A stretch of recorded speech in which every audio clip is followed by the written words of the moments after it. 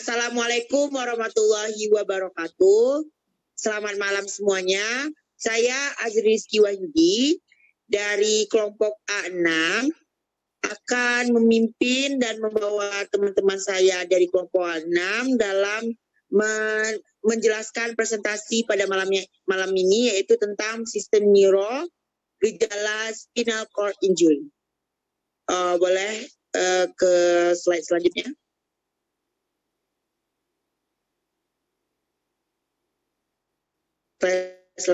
Oke, di sini K12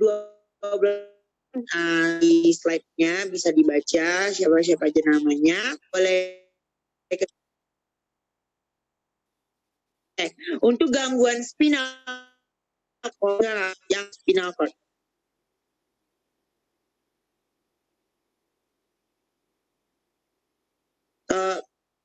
Ya. Untuk gangguan spinal cord akan dijelaskan oleh teman kami, Polda Stefani, kami persilakan. Baik, yang pertama yaitu adalah gangguan spinal cord, di mana cedera saraf tulang belakang adalah kondisi yang menyebabkan terjadinya kerusakan saraf yang terletak di saluran tulang belakang. Cedera saraf tulang belakang umumnya itu disebabkan oleh kecelakaan saat berkendara, cedera saat berolahraga, atau kekerasan fisik. Baik, materi selanjutnya dipersilahkan. Oke, untuk slide selanjutnya dan pemateri selanjutnya, tolong.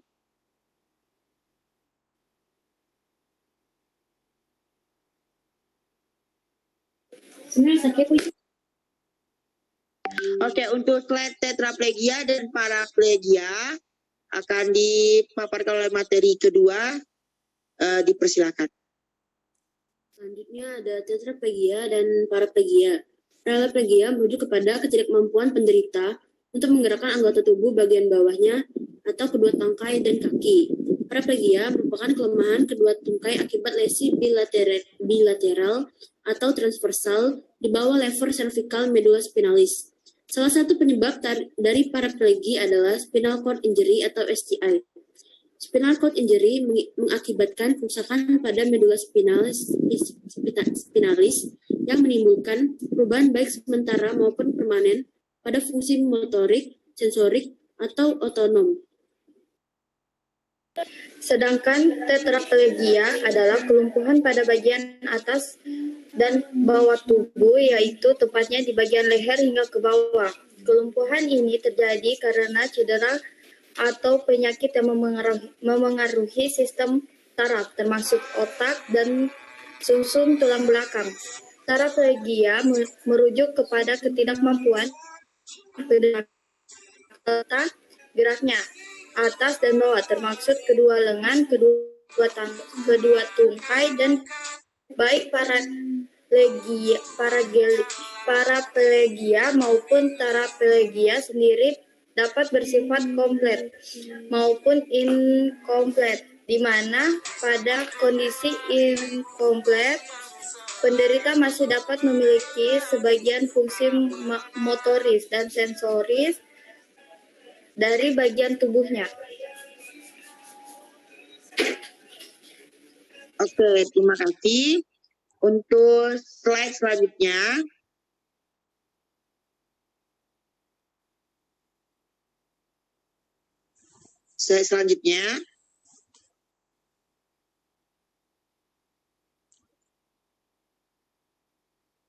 Oke, untuk penyebab spinal cord akan dijelaskan oleh pemateri selanjutnya. Pada pemateri selanjutnya kami persilakan. Penyebab spinal cord. Cedera saraf tulang belakang dapat terjadi akibat kerusakan pada tulang belakang, jaringan penghubung antara tulang belakang atau di saraf tulang belakang itu sendiri. Cedera saraf tulang belakang terbagi menjadi dua tipe berdasarkan penyebabnya, yaitu traumatis dan non-traumatis. Cedera saraf tulang belakang traumatis adalah cedera yang terjadi akibat pergeseran, patah, atau terkilirnya tulang punggung akibat kecelakaan.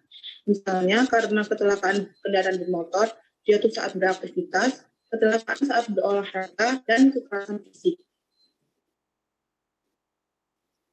Selanjutnya, sementara cedera saraf tulang belakang non-traumatis adalah cedera yang disebabkan oleh kondisi atau penyakit lain, seperti kanker, radang sendi, osteoporosis, polio, kelainan pertumbuhan tulang belakang sejak dini, peradangan pada tulang belakang, TBC tulang belakang yang dapat menyebabkan kerusakan sendi dan tulang belakang, dan infeksi yang menyebabkan abses pada tulang. Oke, terima kasih. Untuk slide selanjutnya.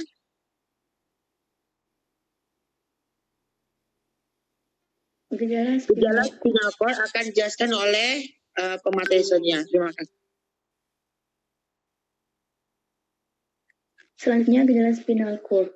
Gejala utama yang biasanya dapat terlihat jelas pada cedera saraf tulang belakang adalah gangguan motorik yang berupa kelemahan otot dan gangguan sensorik yang berupa mati rasa. Berdasarkan tingkat keparahan cedera, gejala bisa dibagi menjadi dua, yaitu yang pertama gejala tidak menyeluruh atau lokal. Gejala tidak menyeluruh terjadi ketika cedera saraf hanya menyebabkan berkurangnya kemampuan untuk bergerak. Gerakan menjadi lemah. Yang kedua, gejala menyeluruh. Gejala menyeluruh ditandai dengan hilangnya semua kemampuan sensorik dan motorik, sehingga pasien tidak dapat bergerak atau merasakan sama sekali. Baik. Oke, terima kasih. Untuk slide selanjutnya.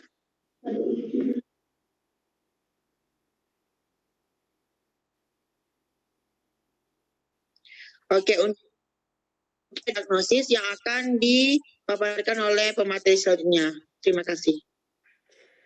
Berikut ini adalah pemeriksaan yang digunakan dalam mendiagnosis cedera saraf tulang belakang. 1. Fotoronsen. Fotoronsen biasanya dilakukan jika terdapat dengan bahwa terjadi kerusakan pada tulang belakang setelah kecelakaan, seperti patah tulang belakang. Fotoronsen juga dapat digunakan untuk mendeteksi gangguan lain pada tulang, tumor, atau artritis. 2. CT scan. Tes ini berfungsi menampilkan gambaran tulang belakang yang lebih baik daripada fotoronsen. Gambar yang dihasilkan CT scan diambil dari beberapa sudut pandang sehingga dapat memperlihatkan kelainan yang tidak terdeteksi pada fotoronsen. Selanjutnya, MRI dapat membantu dokter untuk melihat jaringan lunak seperti saraf tulang belakang itu sendiri dan jaringan lunak di sekitarnya. Pemeriksaan ini juga dapat mendeteksi hernia nukleus pulposus, gumpalan darah, atau tumor yang mungkin menekan saraf tulang belakang dengan lebih akurat.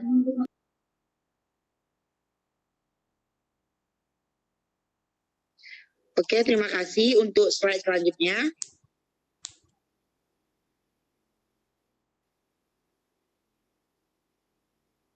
Untuk slide selanjutnya adalah pengobatan yang akan dipaparkan oleh pemateri selanjutnya. Terima kasih. Dan yang terakhir itu ada pengobatan. Seperti yang sudah dijelaskan sebelumnya, cedera saraf tulang belakang itu dapat terjadi karena dua hal. Yang pertama adalah traumatis, yang kedua non-traumatis.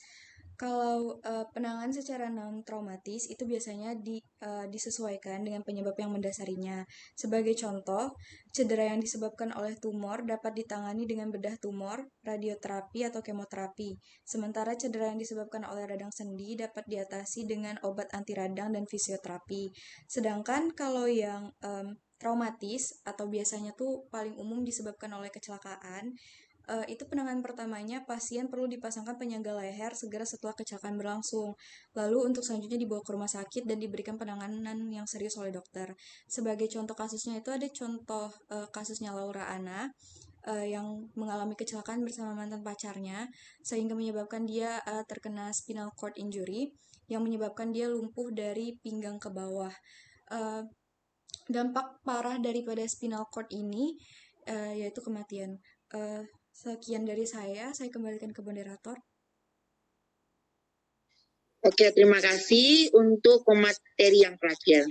Kesimpulan yang bisa kita ambil dari tentang spinal cord injury ini adalah bahwa spinal cord injury ini merupakan salah satu yang disebabkan oleh kecelakaan atau lebih seringnya disebabkan oleh terjadi kecelakaan seperti kecelakaan motor, kecelakaan kendara atau kecelakaan fisik atau kecelakaan yang lainnya. Oleh sebab itu maka kita sebagai manusia haruslah berhati-hati dalam berkendara atau juga berhati-hati dalam membawa kendaraan lainnya seperti mobil atau motor ya guys ya.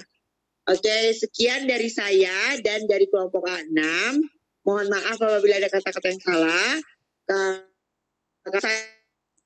Saya segenap mengucapkan Assalamualaikum warahmatullahi wabarakatuh.